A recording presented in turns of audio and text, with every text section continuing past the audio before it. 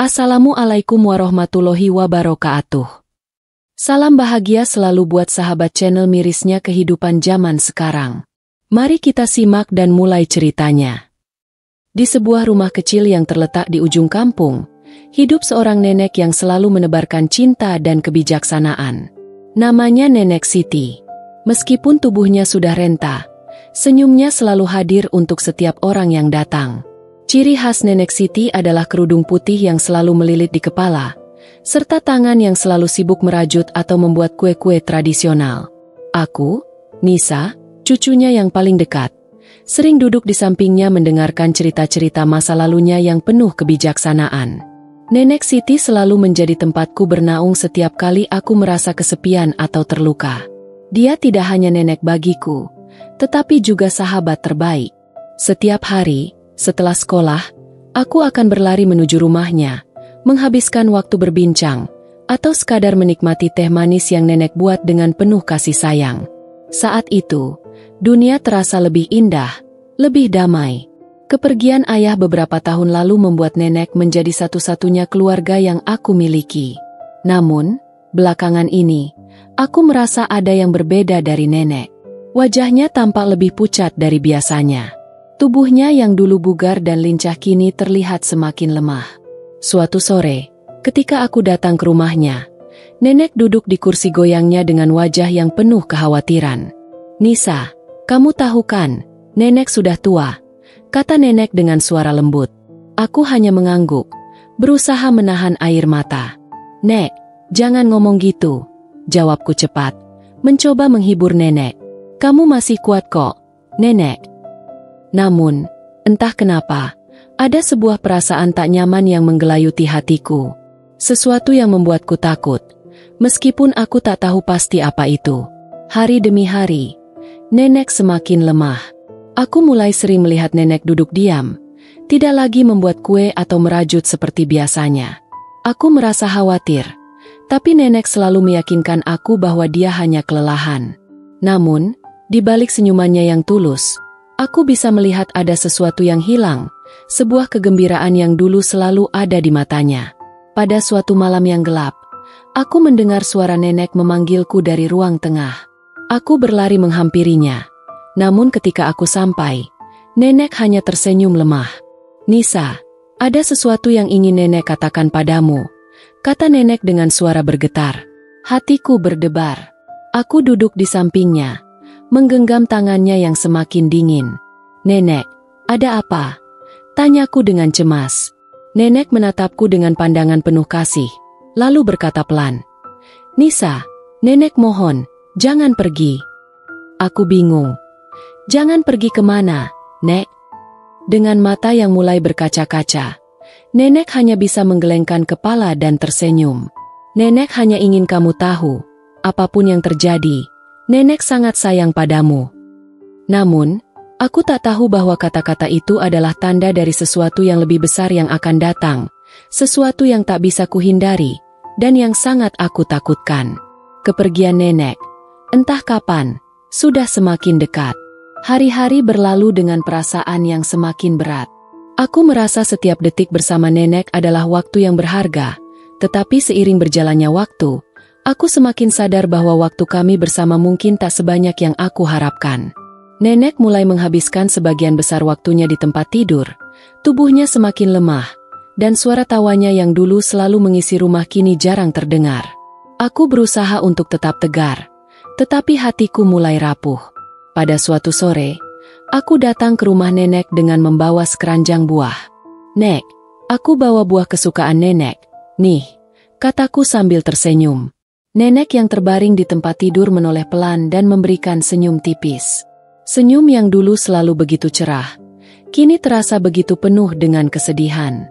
"Nisa," suara nenek terdengar lebih pelan dari sebelumnya. "Kamu masih ingatkan kenangan kita dulu?" Aku terdiam sejenak.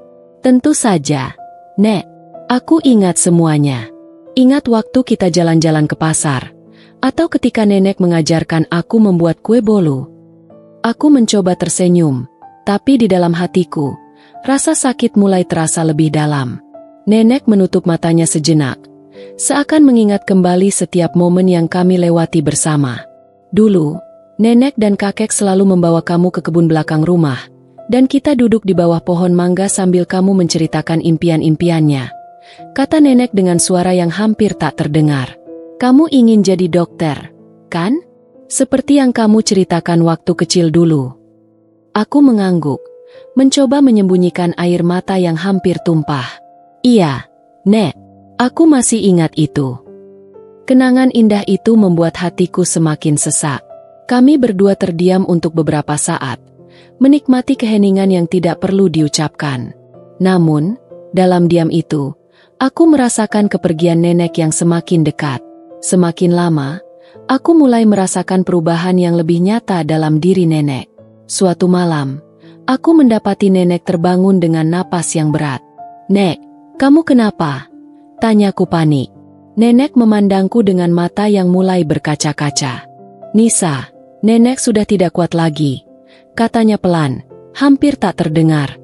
Hatiku seperti diremas.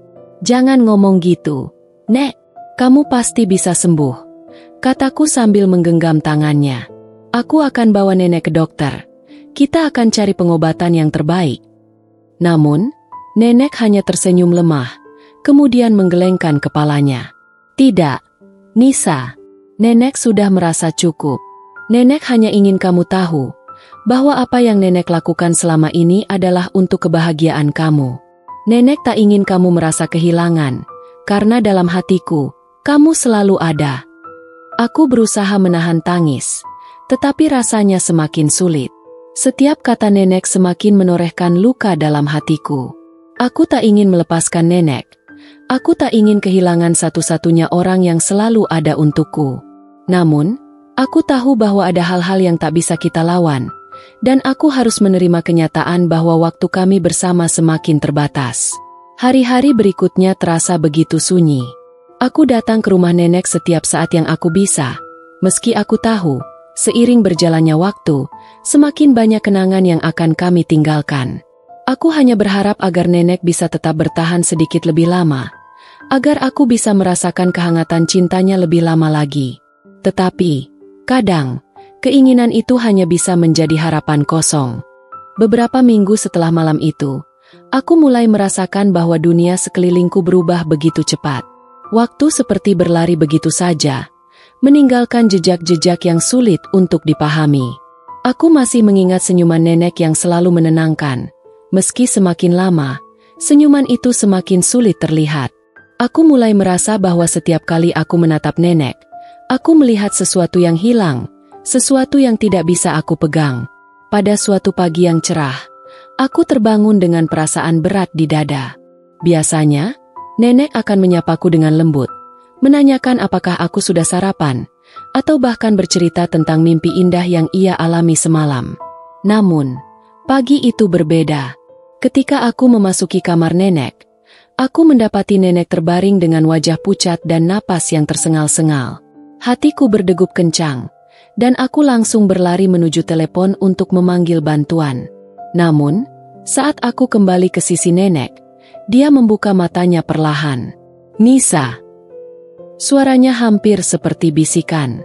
Aku berlutut di samping tempat tidur nenek, menggenggam tangannya yang dingin. "Nek, jangan takut, ya. Aku di sini. Aku akan selalu di sini," kataku, berusaha menenangkan hati yang semakin gelisah. Nenek menatapku dengan mata yang mulai kabur. Matanya yang dulu penuh semangat kini terlihat semakin redup. "Nisa, nenek sudah waktunya," kata nenek dengan suara serak. Aku tak bisa menahan air mata yang mulai jatuh. "Tidak, Nek, jangan bilang gitu. Kamu akan sembuh. Aku janji." Tapi nenek hanya menggelengkan kepala, mencoba tersenyum. "Apa yang nenek lakukan selama ini adalah untukmu, Nisa. Nenek ingin kamu bahagia.